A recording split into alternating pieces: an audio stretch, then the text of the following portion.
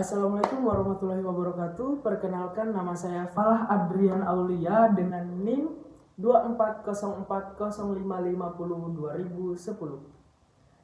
Saya dari Universitas Negeri Makassar, Fakultas Ilmu Pendidikan, Program Studi Pendidikan Khusus untuk anak berkebutuhan khusus.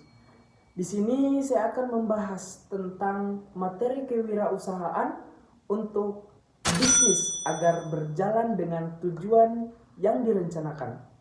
Pada bab pertama, kita membahas dulu tuh tentang ide bisnis dan inovasi bagi pendidikan khusus. Sebetulnya ide bisnis itu apa sih? Ide bisnis sebetulnya adalah kita menjelaskan dulu dalam kewirausahaan, yaitu merupakan gagasan atau konsep dasar yang menjadi dasar dalam menciptakan dan mengembangkan usaha. Ide ini bisa muncul dari berbagai sumber seperti kebutuhan pasar dan pengalaman pribadi.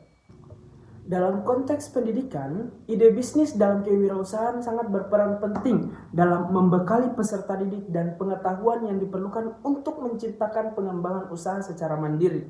Dengan mengikuti beberapa pelatihan seperti halnya pelatihan vokasi, yaitu dari kerajinan tangan, kemudian dari penjahit atau tata boga. Selanjutnya, yang kedua yaitu menentukan potensi bisnis yang inklusif bagi anak berkebutuhan khusus. Pada dasarnya, kita harus mempelajari dulu tuh konsep analisis pasar. Karena dengan adanya analisis pasar ini bagaimana proses kita untuk memahami kondisi dan karakteristik suatu pasar. Dalam bisnis inklusif bagi ABK, analisis ini tidak hanya melihat dari keuntungan, tetapi juga dampak sosial pada ABK.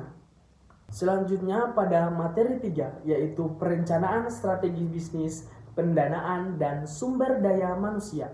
Dalam konsep perencanaan, maka tujuan dengan dibangunnya bisnis ini yaitu supaya dapat berjalan dengan akurat, berjalan dengan sesuai dengan prosedurnya, seperti adanya perencanaan visi misi, tujuan, sasaran, strateginya untuk siapa, kebijakannya bagaimana, dan lain-lain. Selanjutnya pada bagian 4 atau materi 4 yaitu ini nih.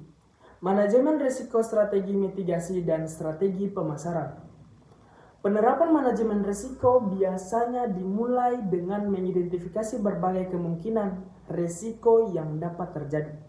Setelah itu, pemilik bisnis menganalisis tuh seberapa besar sih dampak risiko tersebut yang akan terjadi dan seberapa besar sih kemungkinan terjadinya risiko tersebut.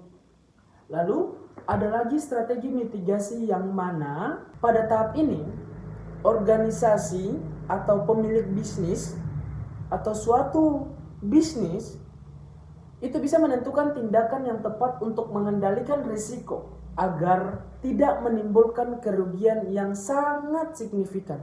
Selanjutnya, pada materi 5, kita akan membahas tentang manajemen operasional dalam mendukung keberhasilan usaha baru, hambatan, dan strategi bagaimana sih cara mengatasinya. Yaitu, kita harus mengetahui terlebih dahulu tentang apa? Tentang manajemen operasional, yaitu dengan adanya perencanaan, kemudian pengorganisasian, pengarahan, dan pengendalian sumber daya manusia. Dan kita juga harus tahu. Kita harus tahu apa? Kita harus tahu ada beberapa hambatan yang bersumber dari dalam bisnis. Seperti apa? Seperti keterbatasan modal, sumber daya manusia yang kurang terampil. Lalu apa sih hambatannya? Hambatannya yaitu dari luar juga ada. Lalu apa sih hambatannya dari luar? Hambatannya juga dari luar itu sebenarnya banyak sekali, seperti adanya keterbatasan akses teknologi. Kemudian persaingan pasar yang sangat ketat. Strategi mengatasinya bagaimana? Ada beberapa strategi untuk mengatasinya, yaitu seperti diadakannya pelatihan-pelatihan dan pendampingan pada para karyawan tersebut. Dan bagaimana kita supaya membangun jaringan kemitraan yang strategis, yang luas, yang bagus, yang bisa menentukan ke depannya bagaimana suatu tujuan kita bisa tercapai dengan lancar. Selanjutnya kita berlanjut ke materi ini, manajemen tim dan kepemimpinan. Dalam manajemen tim, ini adalah suatu proses dalam mengatur dan mengkoordinasi tim, serta mengarahkan sekelompok individu yang bekerja sama dalam suatu usaha tersebut. Maka, suatu usaha pada umumnya tidak dijalankan oleh satu orang saja, melainkan keseluruhan tim. Nah, maka dari itu dibutuhkannya peran kepemimpinan dalam membangun agar apa? Agar dapat bisa mengelola tim kerja yang efektif dalam suatu usaha tersebut. Yang mana ini dikarenakan sangat penting sekali karena dalam menentukan keberhasilan usaha itu sendiri. Dengan adanya pemimpin juga dia akan memberikan arahan-arahan yang jelas kepada anggota timnya. Tujuannya untuk apa? Tujuannya untuk bisa tercapainya bisnis tersebut. Selanjutnya kita akan membahas tentang inovasi dan pengembangan produk.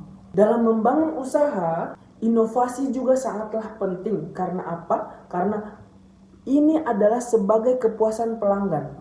Begitu juga dalam hal pengembangan produk, di mana perusahaan harus mampu menyaring ribuan ide, banyaknya ide untuk menemukan satu yang benar-benar memiliki nilai jual produk pada tahap tersebut.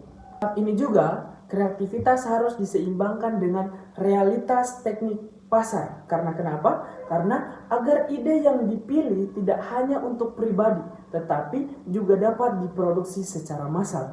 Begitu mungkin dari saya. Wassalamualaikum warahmatullahi wabarakatuh.